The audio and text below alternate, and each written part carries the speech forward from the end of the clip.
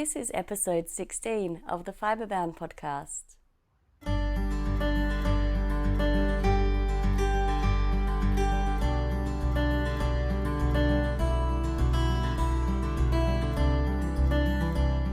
My name is Alexandra and I am coming to you today from Adelaide, Australia, where I live with my husband, my 2 sons and my lovable dog Shorty. I am recording for you today on Saturday the 19th, I think it is, 18th, 20th of November, and it is a grey and cloudy day here in Adelaide today. It's meant to be springtime, but it doesn't really feel like spring. And I don't know if you can hear it, but I can certainly hear in my own head that I still sound a little unwell. I have had a bit of a throat infection the last week or so, and I have improved, and my voice is 95% better than it was a week ago, but I am still a little bit congested, so I do apologize for that. I have been tested for COVID. It is not COVID. I am on antibiotics, and I hope that they start working very soon. Well, they are working, but I hope I'm able to get on top of this pretty quickly. I would like to thank the returning viewers for coming back and spending some time with me. And if you're new here, welcome. It is really nice to have you here and I hope you enjoy the content today. This is predominantly a knitting podcast. Sometimes I do share some other crafts like crochet or sewing, but mainly it's knitting, and in particular today it will be all knitting. In today's episode, I have a few finished objects to share with you, a couple of works in progress that I have been active on, and I will also share the winner of the last episode with you as well. So because my voice isn't doing great today, I will try to keep it brief for you today.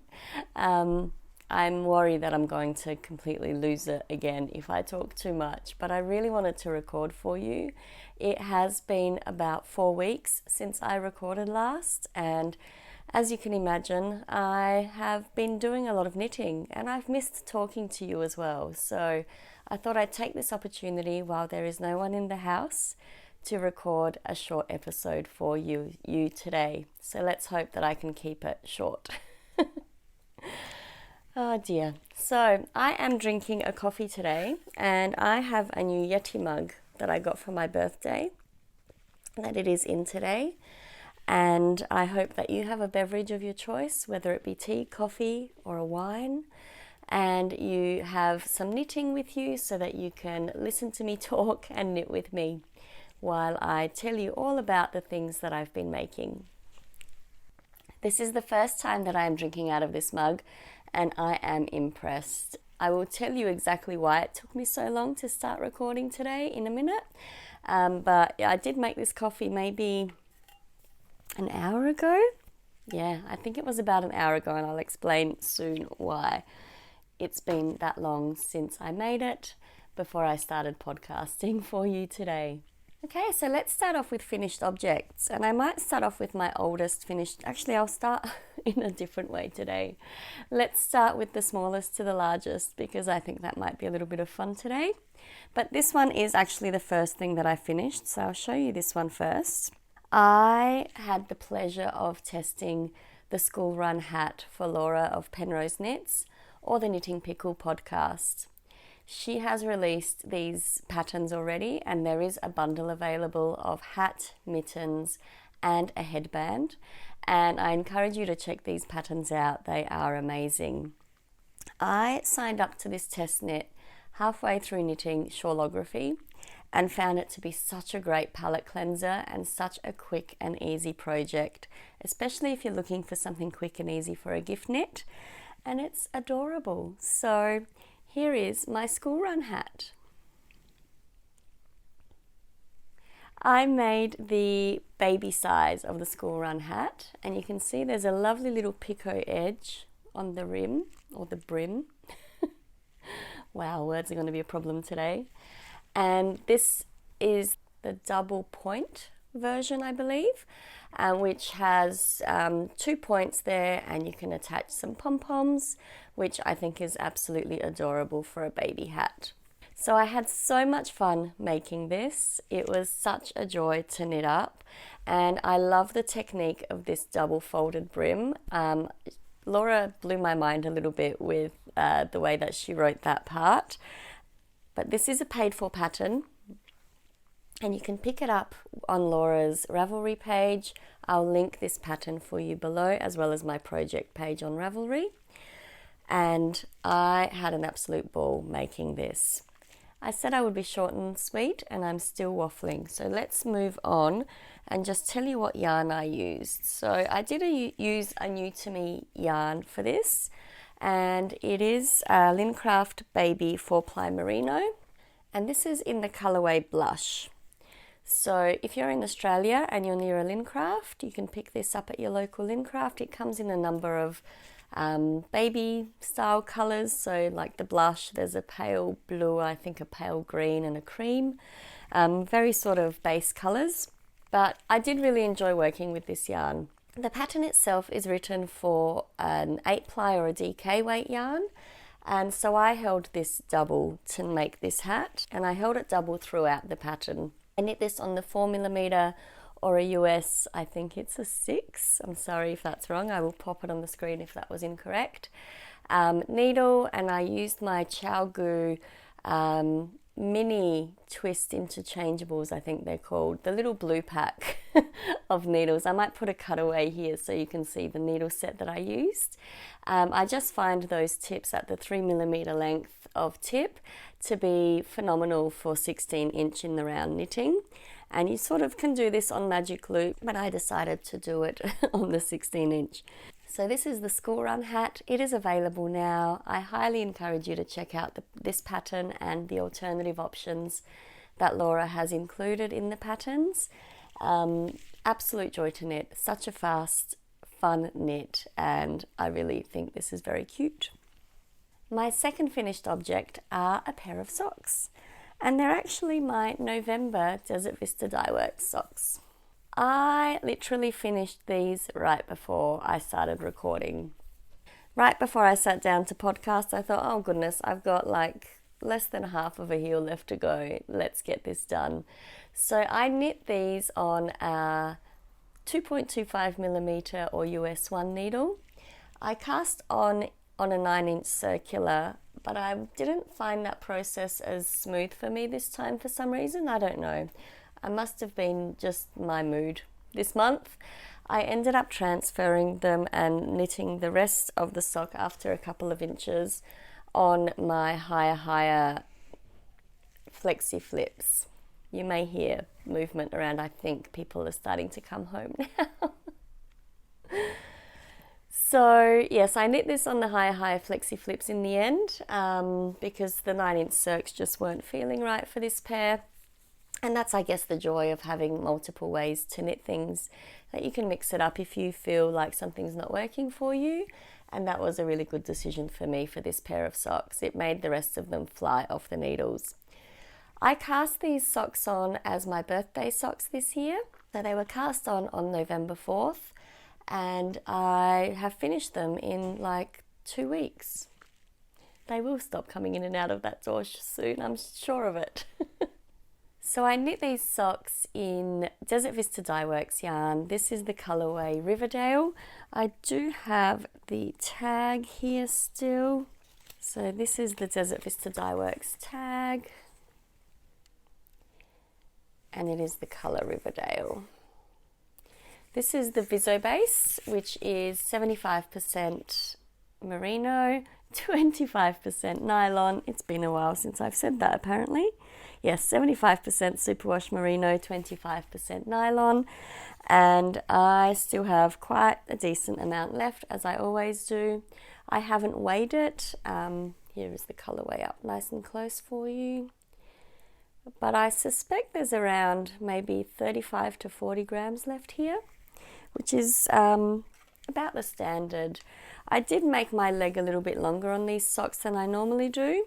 I normally do around 60 rounds for the leg, but I think this one ended up being around 70 rounds. I did quite enjoy the colorway and just kept knitting the tube down a bit further than normal, which is fine because I like a longer sock. I just can't always keep the patience going to keep going, but this one worked out really well, and I love how they match because I'm a little bit of a stickler for them matching. And I know someone will ask the question, so I may as well cover it, but I have light bulb stitch markers down the first sock, and this just helps me count how many rounds I've done, and I only do it for the first sock in self-striping yarn because then the second sock is just sort of dictated by the stripe sequence. And as you can tell, they are a really good match. There's a little bit of a discrepancy there, but generally speaking, they match really well. What else can I tell you about these? That's right, cut-in heel, afterthought cut-in heel on this pair, and I absolutely loved knitting on this pair of socks. One thing I will say about the yarn though is the blue was very stainy, but the blues tend to be quite bleedy in these yarns, so I will have to make sure that I wash them with either dark colours or separately, because I fear that they will bleed a little bit in the wash. But I love the colourway. I think it's so pretty. It was a really fun knit to have for my birthday, which was really great. So that is FO number 2. Now my final finished object is the biggest one of them all, and I don't think this is a spoiler anymore because all of the clues are out, and I think the knit along, or the mystery part of the knit along, ended maybe 2 weeks ago. So this is my shawlography. If you do not want to look, if you are still working on it and you're trying to not look at spoilers, then you may look away now, but I'll put a timestamp below about when I finish talking about it. But I have finished my shawlography. So let's show you this monster of a shawl. I won't fit it all in the screen because it is massive.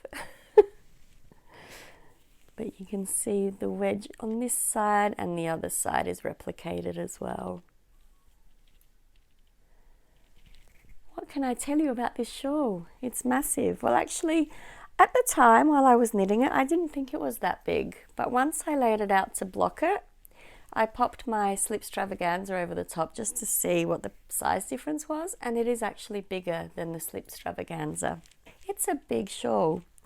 Now, I've talked about the yarns that I used for this shawl before, and I do have them linked in my project page, so I won't go through each of them again, but I did use Louis and Lola yarns. Louis and Lola is an Australian yarn dyer based in Tasmania, and their yarns are amazing. This is on the, I think it's a 75-25 base. Now, I do have them here with me. So this is on the merino nylon sock base. It's a 75% superwash merino, 25% nylon, 425 meters or 465 yards per 100 grams. I used a kit to knit my shawlography, and it was called Dark Night. Actually, this dark color, which is my color B, is called Dark Night. And yes, I'm really happy with having chosen this order of yarns as I did. But let's talk about some of the construction of this. So I think when I showed it to you last, I think I had just finished the welts. So let's go through the sections. So this top part here, gosh, where do I start? We have clue 1, which ended at these noodles / prawns / worms that you see down here, which freaked us all out a little bit. But when you look at the shawl in full, it does work, even though it was odd to knit. And if I was to knit this again, I would probably make them a little bit shorter. They just feel like they're quite large holes there. But that's okay. I'm happy with how this one turned out. So we did these wedges to start off with, and now that it's been blocked, you can see the colours inside, which my colours are very muted in that there's not a lot of contrast between the colours in the middle, and I kind of really like that because there is a lot of harmony in this shawl. But they are a different colour for each wedge. If I bring it closer to the camera, you might be able to see that.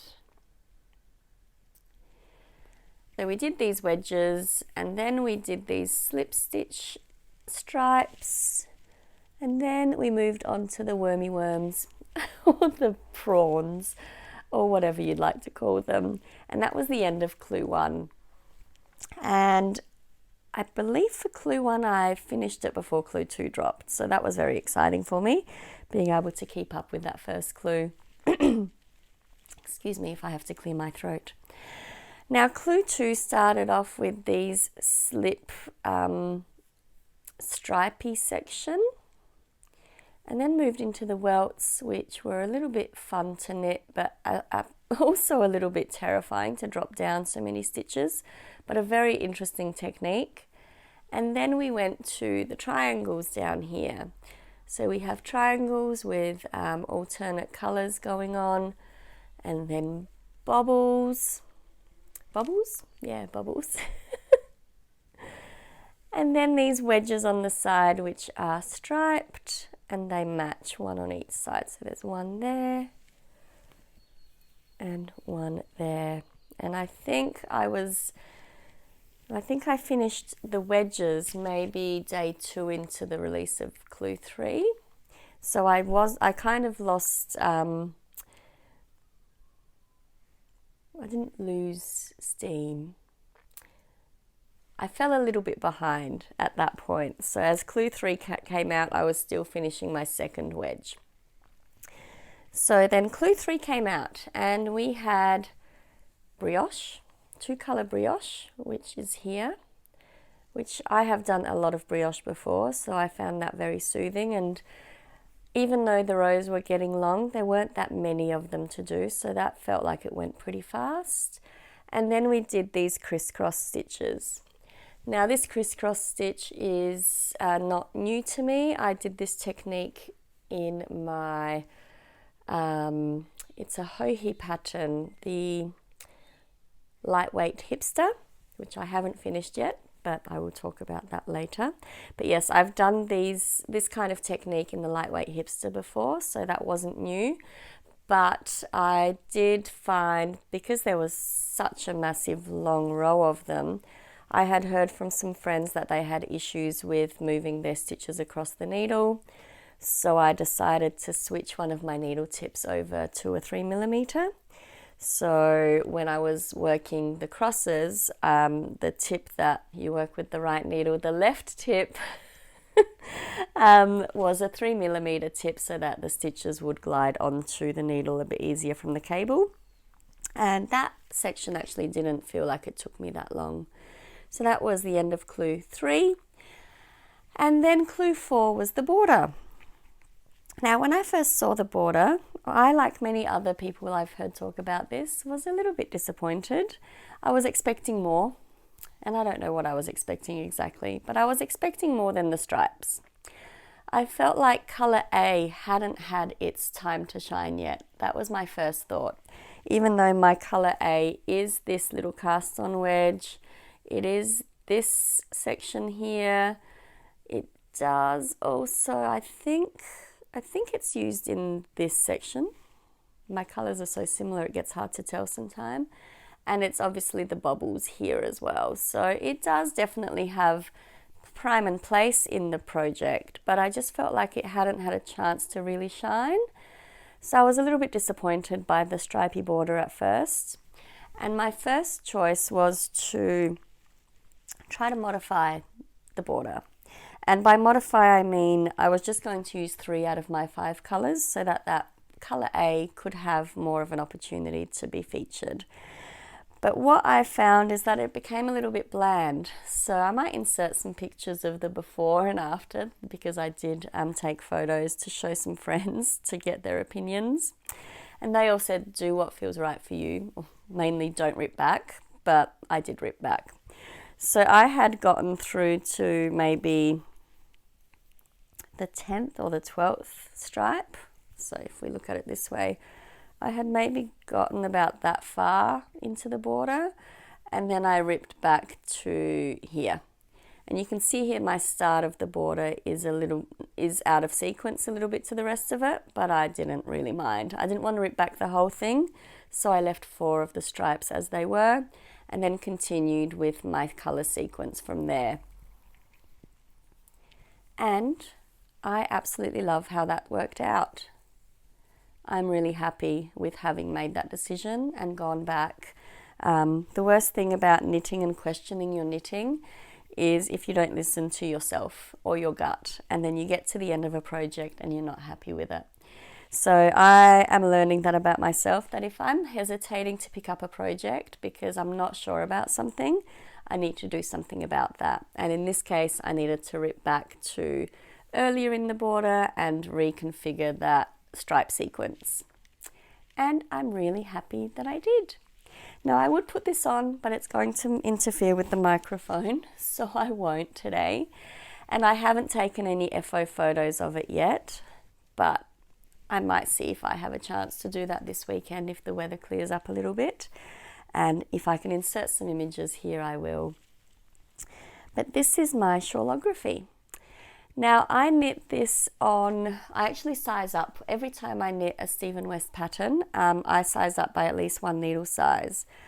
And when I started this section, I was actually starting at, I think I did this whole section 1 and 2 on a size 4mm needle. So the pattern suggests a 3.5mm, which is a US 4. And I went up to US 6 initially. But once I finished this section, I got a little bit worried. Stephen kept saying that, don't change your colours around because you may run out of yarn. And when I sort of checked my gauge, I thought I might be a little bit bigger than the pattern had recommended. So when I started this section here, I went down to the 3.75mm or a US 5. I think that's right. Again, I'll pop it on the screen if it's wrong. And kept knitting it on a US 5 for the duration of the rest of the project, and it still turned out really nice and big, but I had a lot of yarn left over regardless. So the 3.75 was fine. I could have stuck with the 4mm. It wouldn't have been a problem because I still have around 200 grams left of my 5 skeins of yarn. So I might bring these out of the bag and show you how much yarn I have left. Okay, so there's my leftovers.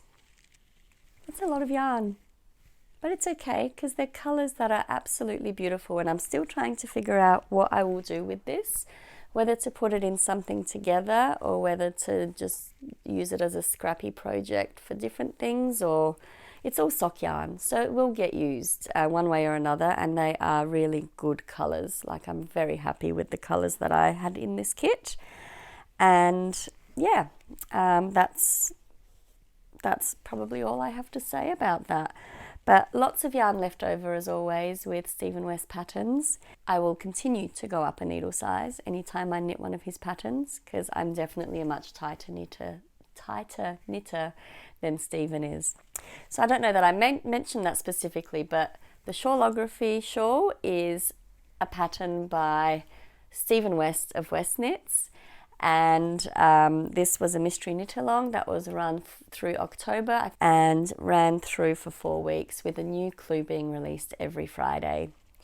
With the clue releases, they came out for me quite late on the Friday, so we had a lovely group of Australian podcasters who would meet up on a Friday night to have a look at the new clue. None of us were very fussed about the mystery aspect of the clues as they came out. We were quite happy to skip to the end to see what we were aiming towards that week. And it was really fun to knit with them. Now, I also participated in a group chat on Instagram with some fellow podcasters from around the world throughout the duration of knitting this, and we had a knot race. And if you've watched some of my friends, you will know exactly who I'm talking about because we've all spoken about the knot race. And it was just so fun to chat with them, talk through the challenging parts of the shawl or the frustrating parts of the shawl, like the colour placement for me, for example, and encourage each other to keep going. I think there were 5 of us and 3 of us have now finished. So I was the second person to finish, and I am really happy at coming second in the knot race. because I had been behind everyone except for one person for the duration of the whole knit along. So to have caught up and beat two of the fastest knitters I know was a real joy for me. My competitive heart was very happy. And that was fun as well, like just the community around these mystery knit alongs and supporting each other and having the encouragement to keep going, even though through those more mundane sections perhaps. Like I did find these wedges took me a long time to get through. They just seemed like a lot of knitting. Looking at it now and thinking about it now, it wasn't that bad. It wasn't that much knitting. And I actually had so much fun with every section. It was so engaging. But at the time, you have your moments where you're like, I just want to work on something else now. I've been working on this for hours. And the reality for me with every Stephen West shawl is that each clue takes me around 20 hours of knitting in a week. And I time it. I use the Knit Companion app on my phone, and I have the pattern open while I'm knitting on it because quite often they're challenging new techniques for me, so I'm having to check the pattern quite a lot. So until I got to maybe this section, even this section I was checking pretty much the whole way through, but certainly with these crisscrosses because they were quite repetitive, and then with this border once it was established I didn't need to look at the pattern after I had done a few stripes. But for the majority of it, I have the app open the whole time, and it calculates the time that the app is open on that particular pattern. And around 20 hours at least per clue. In particular, the first and the second clue were around 20. No, the first clue was around 20 hours. I think the second clue was closer to 30 hours of knitting time. The third clue, I think, was probably around the 20-hour mark. I don't feel like that one took me that long. I was able to catch up in that one and not feel like I was as far behind on the completion of clue 3. And then clue 4 was forever. I did not calculate the time it took me to do clue 4, although I probably could. Let's try to figure this out. It took me around up to 20 minutes to do a wedge. And there are 53 wedges. So my maths isn't that good off the top of my head, but I'll pop it on the screen. Approximately, it took me that long to knit the border, but I am so happy that it is done. This is the third mystery shawl that I have participated in. It was a joy, a blast, a brand new experience with the podcasting community for me, which was a lot of fun. And I will definitely be participating in the Mystery Knit Along in 2022. I can't wait to see what new and amazing things Stephen comes up with. So that is all the finished objects, or those are all the finished objects. So I have a couple of works in progress to show you. Not many today because I have literally been knitting on shawlography for the majority of the last month, apart from those socks and that hat. But before shawlography started, I did I did show you in the last episode my spooky socks with Moonglow Yarn Co's yarn. So let's have a look at the progress I've made on these. Now these are in my Halloween bag that I sewed for myself, which I enjoy. And I'm keeping it in that bag just because these are my spooky socks. Now, okay, so last time I showed these to you, I didn't put great progress keepers on here, but I put stitch markers. Last time I showed these to you, this is where they were. So I have made a lot of progress. One sock is past the heel flap and gusset, and I'm on the foot. So I'm sort of got a couple of balls attached at the moment, so that's just sitting inside the sock. And the other one I have started the heel flap. And I did have them both on 9-inch circular needles, but I needed one of the 9 inches to cast on my November socks, so I transferred this one onto Magic Loop. It's the heel flap anyway, and depending on when I pick these up again, I may move them back onto circular needles before December starts. But yes, they are moving along beautifully. You can see I'm using all the 7 colours for the for the leg. So we have the leg here, and then the foot starts down here, and I'm going to repeat those 7 colours in exactly the same way on the foot. and this has been a pleasure to knit on. So there's the inside of my sock, and I am weaving in the ends as I go, so I'm leaving them attached for now. I usually do until I've blocked them, and I will trim them then. And I started off doing it as a weave and steven method. So down here you'll see this is weave and steven for the weaving in of ends. And on my last episode, someone had contacted me, I think it was my friend from Finch Yarns, contacted me to say, well, have you had a look at Earth Tones Girls tutorials? She shows a great way to weave in ends too and switch colours without a jog. And so I did, and I ended up using Denise's method for weaving in ends on socks, and I actually have implemented that even for this the pair of socks that I have just finished, because I do find it's a really good way to do it without, it ensures you to have no gaps or holes, which is great. And yeah, it's just a fun way to do it. It kind of replicates colourwork knitting. So I'm a continental knitter, so when I knit colourwork, I hold both yarns in one hand. So if I was to demonstrate, which is probably not going to look the best in this wrong direction, but if I was to demonstrate how to do it, I would hold my yarns like this. So this is my working yarn, this is my tail, and to weave it in, I would knit under and over this tail to get that tail in there, but always knitting with the working yarn. So I will link Denise's tutorial below. She does show it in English style with the yarn in 2 separate hands, but I was able to modify it for my continental knitting style without any problem at all. So that was a really good tip. So thank you. Keep any tips you have coming.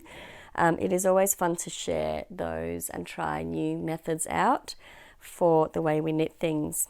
So I did talk about this being Moonglow Yarn Co. yarn. Now I seem to have misplaced the label. So Moonglow Yarn Co. is Whitney. She's a dyer for the dyer for Moonglow Yarn Co.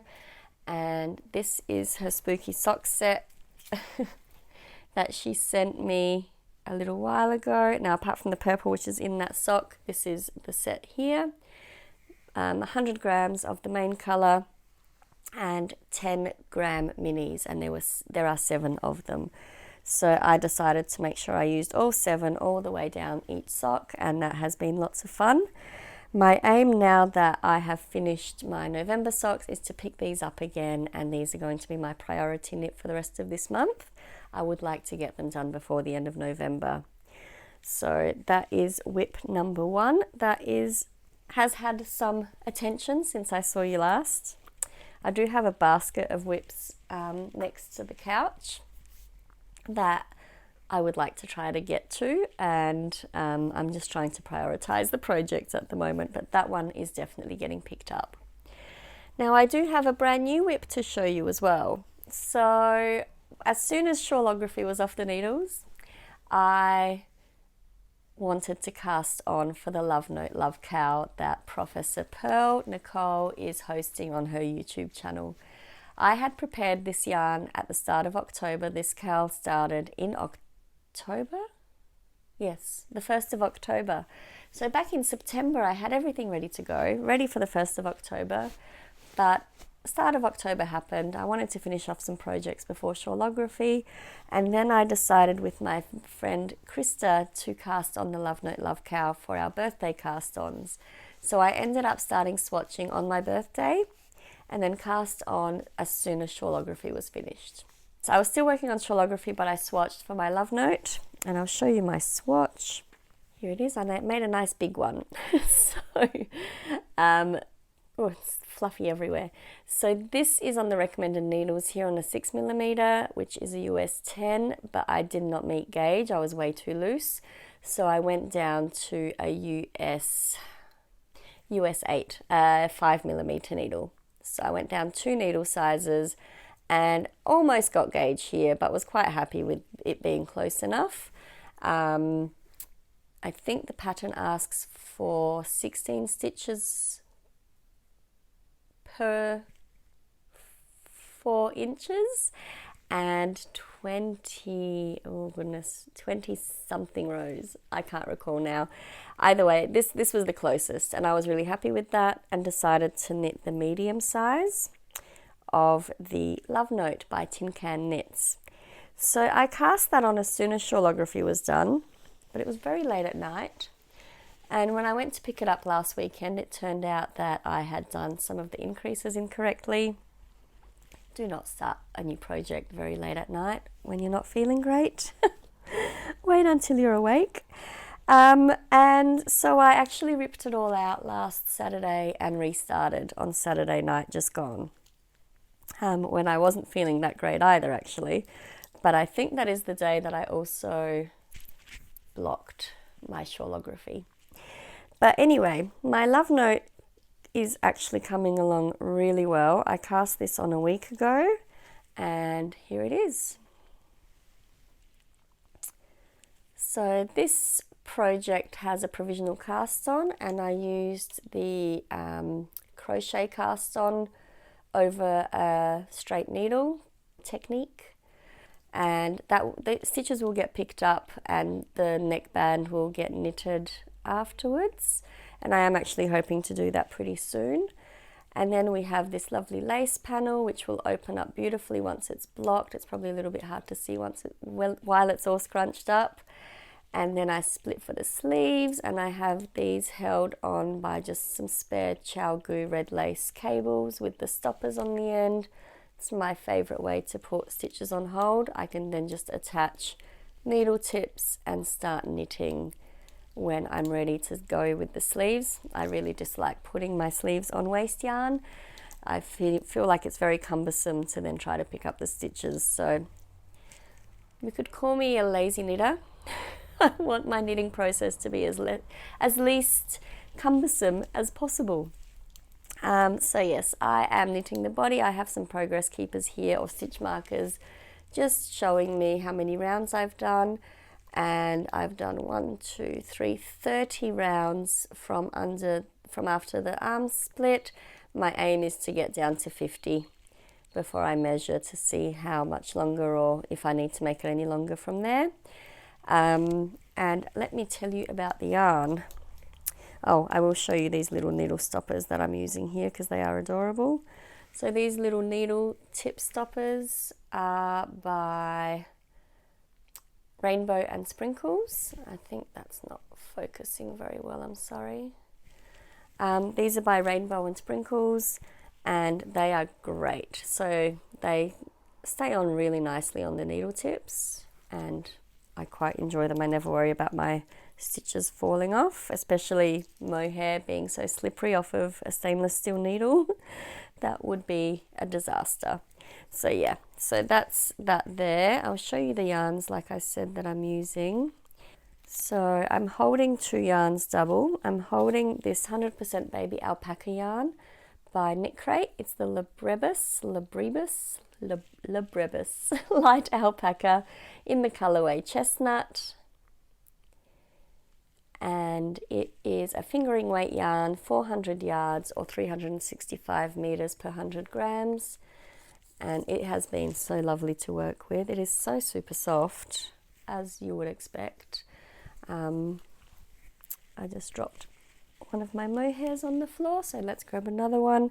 And this is the mohair that I'm using with it. So this is the Isaya mohair silk, 75% kid mohair, 25% silk. 25 grams, has 212 meters in it. And I'm really happy with the fabric that this is creating. It is so pretty, and it's soft, and it's very lightweight, and it's just a joy to knit on, actually. This is the second time I'm knitting a sweater with a fingering weight and mohair held double, but it is the first time I'm using a commercial mohair, and I really like it. I think it's just lovely. Hand-dyed mohair is gorgeous, obviously, because you get some variation in the colour, but this has been a joy to work with, and I'm not finding it too irritating in terms of the fluff. I don't feel like I'm eating fluff the whole time that I'm knitting with it. but it does definitely shed a little bit. It's probably all over my jumper now, but yes, I have been really enjoying that. And I forgot to tell you which bag I'm holding this in. Sorry about that, just needed to pick up the things off the floor. I was surprised by my lovely friend Sae from Patil Knits. She sent me a birthday present, so this is the bag that she sent me, which is the same bag that I gave away in the last episode that I will announce the winner of soon. So, love this bag. It is just beautiful. And because this ended up being a birthday cast on, and even though birthday swatch on anyway, and I ended up transferring everything into that project bag, and I'm really enjoying using that and knitting on this sweater. So that is my final work in progress for today. As I said, I do have a lot of projects that are whips and have not had any attention for a few months in a basket, but I'll show you those if I work on them. When I work on them, they will eventually be worked on. Okay, so I might just go through a couple of new acquisitions with you. Have a sip of my coffee. Before I move on to acquisitions, I will announce the winner of last week's episode. Now, I haven't actually drawn that winner yet. I want to give people as much time to enter as possible, but editing Alexandra will pop the winner's name on the screen now. So congratulations. Thank you so much for your comment. I will pop your comment up as well. I do appreciate everyone taking the time to comment, like and subscribe. It means the world to me to see you interacting with me through these podcasts. I really do enjoy having a conversation with you down below. And if I haven't responded to your comments yet, I am working through them. There were a lot in that last episode, and I am so grateful to each and every one of you for taking the time to let me know where you're from, let me know what you're working on. I always love to know that stuff. So let's quickly move through acquisitions because there aren't that many today. I have bought a couple of project bags and I was gifted actually some yarn. So I didn't buy any yarn. Are you proud of me? I'm proud of me. Okay, so the first thing I would like to show you is a yarn that was donated to the podcast that I will put together with some other lovely goodies for the upcoming 2,000 subscriber giveaway.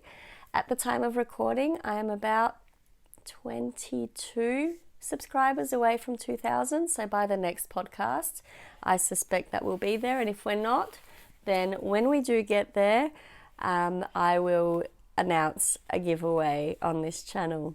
So this beautiful yarn was donated by Finch Yarns. This is called Candyland, and look at this beautiful color. Isn't it stunning? And this is Finch Yarns. Oh, that's a bit bright. Finch Yarns is an Adelaide dyer, and this is on their super soft sock base, 85% extra fine merino, 15% nylon, and 400 meters to 100 grams. This is the same base that I knit my test knit sweater by Jennifer Steingass earlier this year, and I loved working with it. It is such a lovely, lovely base. So gorgeous. Thank you so much, Leveniki. It's stunning. So you'll see a theme here. People know me well. My second gift of yarn was sent to me by my dear friend Crystal of Crystal Knits, or formerly known as the Books, Hooks and Yarn podcast. She generously sent me a birthday present, and it's called Pink Berry, and I love it. And as you can see, people know me very well. So this is Pink Berry on a 75% merino, 25% nylon London Woolen Mills base, and I can't wait to work with this. I've heard Crystal talk about this base a lot, and I've seen her yarn dyeing adventures that she has with her daughters, and it is so inspiring and so amazing to see the techniques that she is learning and her dye style growing, I guess, and she's come up with some beautiful colorways. I really love her concrete grey. I think that would be a real challenge to get a grey quite that perfect.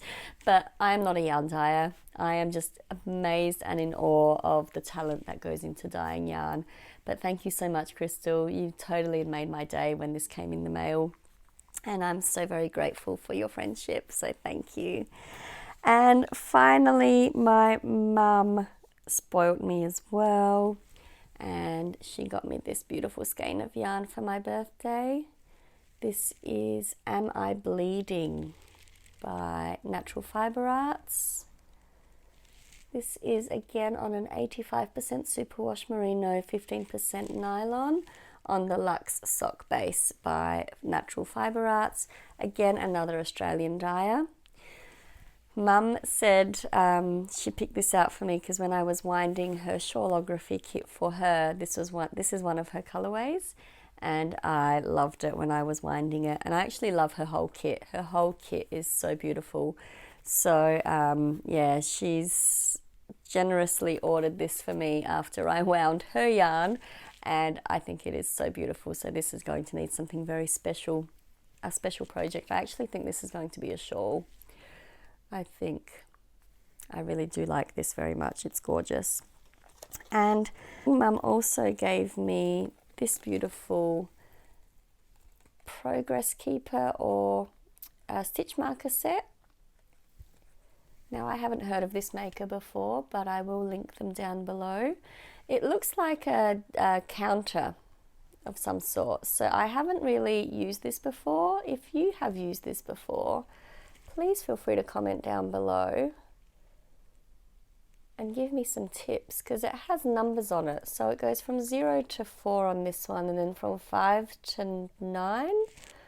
And I think the little bee down here is super cute. I don't know if you guys can see that. Oh, the focus is a problem. I am looking at upgrading my camera kit, so I do apologize for the focusing issues today. Hopefully that'll be resolved the next time I see you. But yeah, this is absolutely beautiful. A bit of knitting bling. You can never go wrong with it. So that's very pretty. And so those were all birthday gifts. And then I bought some project bags for the upcoming Christmas season from the lovely Ollie and May. And I ended up getting 2 because, you know, why not? Actually, I did get another project bag as well that I'll show you in a minute as well. So yes, this is the first one, and it's just beautiful Christmas trees and snowflakes. And the back of it is polka dots, which is amazing. I love polka dots. And on the inside, there's this lovely little stitch marker holder. Sorry, I can't see my screen very well to see whether I'm in frame. So yes, this is Ollie and May, and I'll link the Etsy store down below. So this is the small, I think this was small project bag, which is a very generously sized small project bag. So I'm hoping to pop some Christmas socks into this one. And then I also got a large one. I'll show you the size difference in a minute. But this one is also drawstring, so they're both drawstring. Has the reindeer at the front and then the Christmas trees at the back. And I think she may have a few more of these left in her shop. Here they are side by side, so you can see the size difference. This is definitely the large, and I'm pretty sure this is the small. If it's not, I'll pop it on the screen to let you know exactly what size I got. But I do love these. Christmas is around the corner, or at least Christmas knitting is around the corner, and I'm very excited to use those. Now, I did get one more Christmas project bag. Let me go get that. Okay, so I got the last project bag. So this one I purchased from Patil Knits. You've heard me talk about Patil Knits lots. She also gave me a birthday present of this project bag that I talked about earlier. Now this is her medium size, I believe, and then this is her small zip size. And this is the first one of the small zip ones that I've purchased, and I'm really happy with this. She does a beautiful job of quilting her bags, so they're just really squishy. And this fabric, I don't know if the camera is picking up just how beautiful this is. but it's got little sparkly gold bits on it, on the reindeer's antlers and on the bunny. And it's just like a beautiful woodland scene, which is lovely and festive in this red. And zip. And the inside is just a nice cream calico by the looks of it.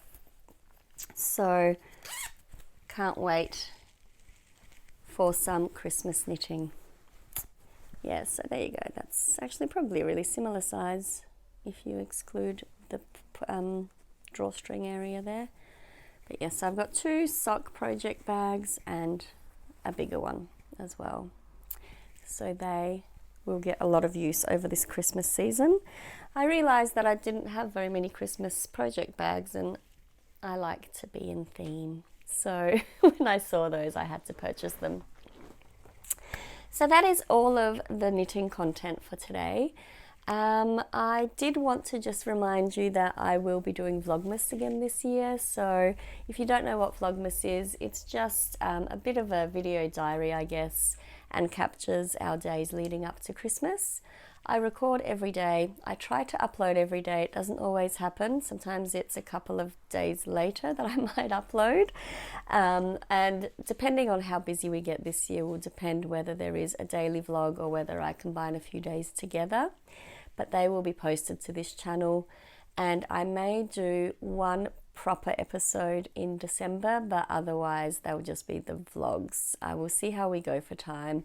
December is still quite busy. I am working all the way up to Christmas, so I'm not sure that I'll get a chance to do a full sit-down podcast with you, but I may be able to as well. We'll see how that goes. I do have a coupon code for you that I will need to see whether I can release before December. But I have a coupon code for you from the lovely Crystal Tea Knits that I will pop on the screen if I can share that now. Hi friends, it's me again, just popping in from the future to let you know about the discount code for Crystal Tea Knits. You have from now until January 1st to claim the discount of 20% off any pattern purchase from Crystal Tea Knits Ravelry store. I will link that down below for you. We have a very special giveaway that I will be running throughout Vlogmas. Crystal Tea Knits has generously donated some free pattern codes to their Advent patterns. I will be picking some random comments from Vlogmas to give away these prizes of a free code, and I am so excited to share these with you. Tara's Advent patterns are really amazing, and I highly encourage you to check out her Ravelry store, which as I said, I will link below. And between now and 1st of January, you do have the option to purchase any of her Advent patterns with 20% off with the code Christmas20. So use that to your heart's content. I highly recommend the Rose Garden KAL. I really loved knitting that. And her new sock pattern, which I can't remember the name of, but it is amazing. So happy shopping, happy knitting, and I look forward to seeing you in Vlogmas for the giveaway that will happen over there as well. Back to pre-Alexandra. Crystal Tea Knits is an amazing designer. I test knit her Advent KAL this year. It is called the Rose Garden KAL, but it is perfect for an Advent. The project itself was a lot of fun, and then the finished object's really lovely. She has also released a new pair of socks that are amazing. She used Moonglow Yarn Co's yarn, I believe, in designing these, and they look like an amazing scrappy pair of socks that I will also link down below for you. They are really, really nice. Now, in terms of Christmas knitting, I have 2 Advents that I will show you throughout Vlogmas. So I'll be opening them up daily. I have one from Moonglow Yarn Co, and I can't wait to see that. I think they're 24 10-gram minis from memory. I also have another Advent that I purchased from Ash and Eve Designs and Whatnot. Kathy and Susan collaborated to bring together one Advent calendar which is, I think, candy store themed. I can't recall right now. And I can't wait to show you those when we get into December. And then I'm also awaiting the arrival of my Cozy Knitter Advent skein. So that's a 24 stripe sock skein. So I will be knitting on those every day. I don't know that I'll knit my Advents this year. I like to see all of the colours, and I like to get the end of year photo of all of them laid out before I start to decide what I will do with them.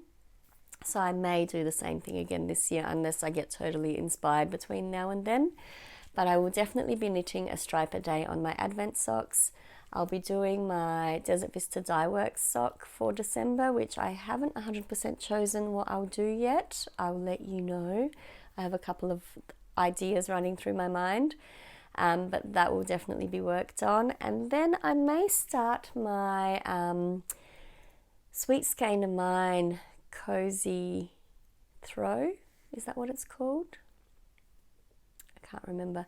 Molly from a Homespun House designed a blanket pattern last Vlogmas using minis and holding them double with another strand of yarn.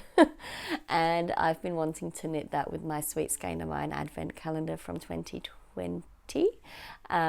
All this year pretty much. So I have the yarn ready to go. I have that all in the project bag. That might be another project that I start. We'll see how I go. And yes, December is set to be quite busy. As I said, I'm working all the way through to Christmas, but I still am hoping to have a chance to show you some fun things around what we do in preparation for the festive season, and check in with you throughout December. In terms of life stuff at the moment, as I mentioned in the start of the episode, I am amazed that my voice is still going, and I feel like we've gone a bit longer for time than I had anticipated. I can't stop talking. I had a cold of some sort, a throat infection last week that I have antibiotics for. My youngest son had some similar symptoms, just with more of a fever the week before, and I think I caught it from him. So it's been running through the family, I think, and I've been the last one impacted. Let's hope I haven't shared it with the rest of my household. And so there hasn't been a lot really going on because I've been a little bit bedridden. Work has been very, very busy. Very, very long days. I think I worked a 13-hour day yesterday, and that's not unusual at this time of year. So I'm probably a little run down, to be honest, at this time of year, which happens every year, I think. But it is what it is. I know that by mid-December things will settle down a little bit with work, even though I'll still be working, but it won't be quite as intense. And we'll see where the rest of the year takes us. Apart from that, I think I mentioned it was my birthday, so that was a lovely day. I ended up taking that day off of work and had brunch, which was delicious. I might see if I can pop some photos in from that day. And then we went up for a drive to the Adelaide Hills and had a drink at one of the pubs up there, which was lovely. I did my sock knitting up there in the sunshine, which was great. And house news, I do have some house news. Our council approval has come in, and we're hoping to get started on that by the end of the year.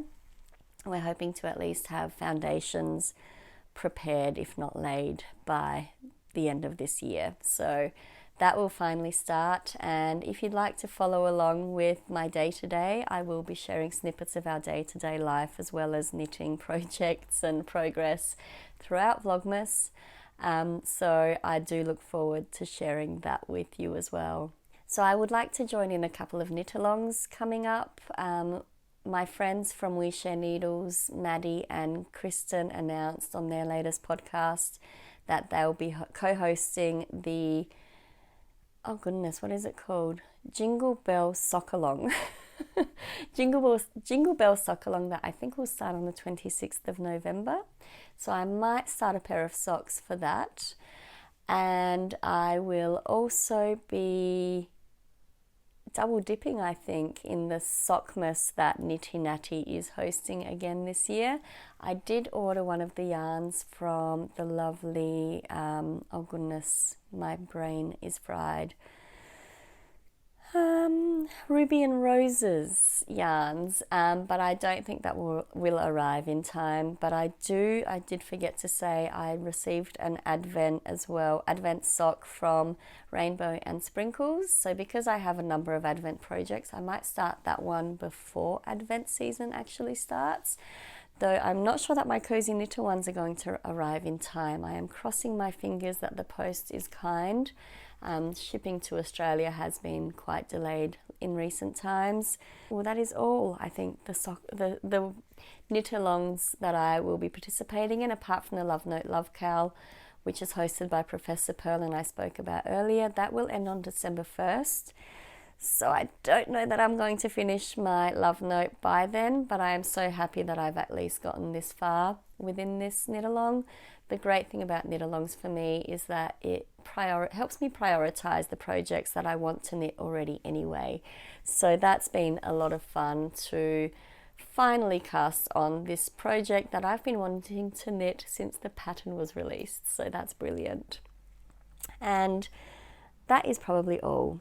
So I would like to thank you all dearly for hanging out with me today, for spending some time with me, for knitting with me. I will finish this episode now and I look forward to seeing you during Vlogmas if you want to watch. And if you do watch, please let me know in the comments below.